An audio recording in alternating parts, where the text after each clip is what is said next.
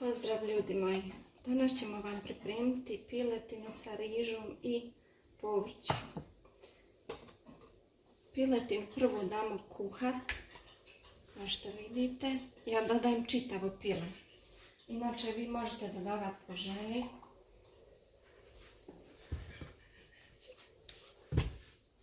Dodajemo povrće koje se ujedno kuha sa piletom. Dodajemo začine po želji. Ja inače dodajem ovi kockice povrtni. Vi možete dodati vegetu ili šta već imate, jer poslije ne dodajem ništa. Naravno sve ostale dodatke.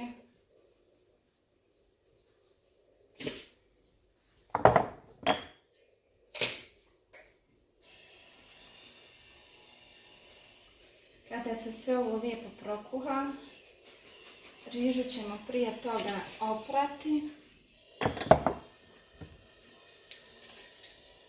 pa ćemo ovu prokuhati. Naravno ne ide bez luka, kojeg ja inače mnogo volim u hrani. Tu ćemo dodati sada odmah,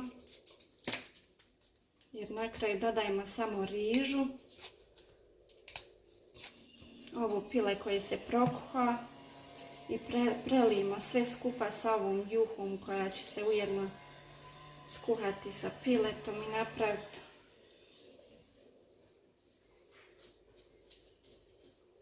ja inače luk dodajem odmah. A kada mi se mnogo žuri, dodam sve skupa u tepsiju, pouljim, pa malo zapečem u peći. Posle dodajem jušnu osnovu, što je i to veoma brz postupak i ukusno. Naravno sad ćete da vidite kako to sve lijepo izgleda. Vidite, dali smo da se kuha.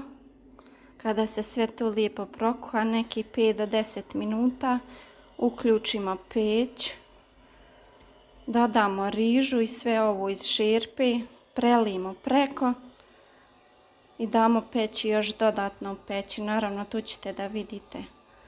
Sada kada je to sve lijepo prokuhalo, vidite, ne kuhamo baš previše, dodajemo peršun i lagano pripremamo rižu. Ja vam inače ne koristim neku posebnu rižu, kao što vidite. Tu uvijek obavezno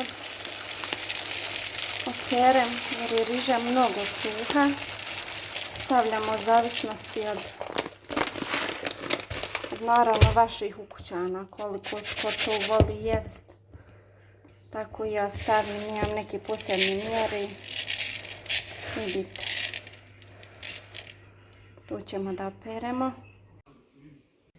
Peršun inače dodajem na kraju, kada se sve to lijepo prokuha, kao što vidite. Kao što vidite, rižu smo pripravili, pile je skuhana i nastavljamo. Ovdje imamo juhu kojoj se kuhalo pile, koju ćemo preliti preko riži. Znači ovdje dodajem sad na kraju 1 do 2 kaškice mljevene crvene paprike. Neko to voli, neko ne voli. Ja nekad dodam, nekad ne dodam. A vi kako želite. Inače pileta ne siječem, dodajemo ga ovako cijeloga.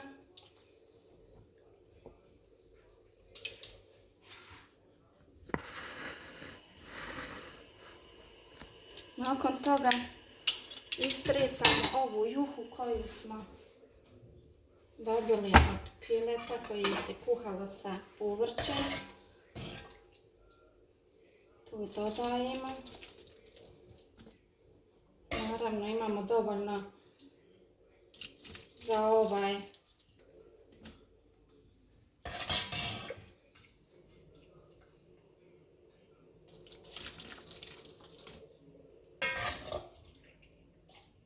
se nije baš previše iskuhalo.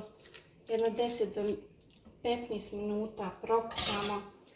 Tek toliko da bi pustilo sve okuse, povrće, da bi se začini sjedinili. Naravno i piletina je se malo prokuhala, što ćemo ubrzati proces pečenja. Nakon svega kad ovo sve dodamo, daćemo u pećnicu na 250 stepeni, kod mene je 275, prethodno zagrijano na 10 minuta. I pećemo nekih pola sata uz to da pratimo temperaturu, da ne bi tu sve se previše zapeklo, jer riža mora ostati sočna.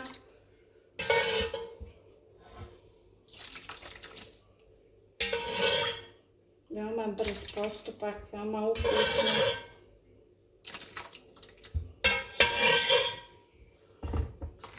Inače dodajem, ponekad kada pravim, dodajem ajvar u ovo sve ili paradajz, odvisno kako vi želite. Sada ćemo sve to skupa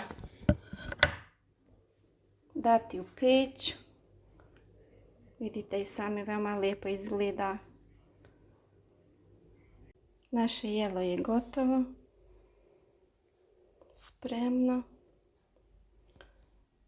Kao što vidite, to je veoma lijepo.